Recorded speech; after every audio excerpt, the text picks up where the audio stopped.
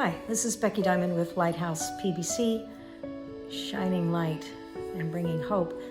I'm just looking at this article about the government, the federal government, allowing trafficking victims, survivors, to be able to expunge their records, which is awesome. Because if you think about it, most traffickers have a quota and you don't come home until you have $2,000 or, you get beat or, various options for punishment.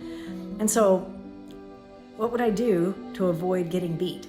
Well, I might do just about anything. And so often the charges that women get when they're being sex trafficked, either prostitution or petty theft and that kind of stuff, they're not just, without conscience, they're just trying to survive. And the state of Florida allows women to get their records expunged. It's just a huge process.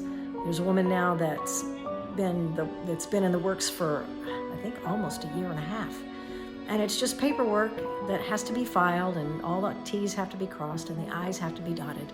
But it's a really big, hairy deal, because until those charges are expunged, every job, every apartment they apply for, the employers or the landlords are going, maybe not so much.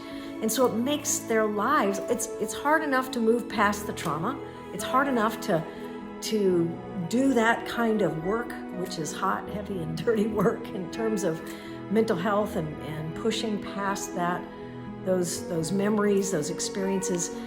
But to be limited to just the lowest level of employment, the lowest income, just complicates everything. Anyway, I'm glad the federal government did it. Most charges are not federal. Some of them are, like, drug trafficking, that kind of stuff. But most of them are state, in that state, although I've worked with women that had charges in 4 different states. So I think the federal law might facilitate that at some point. But anyway, just wanted to comment on it and talk a little bit about what that might look like for one of the survivors that we work with. Thanks for taking the time to listen. Bye.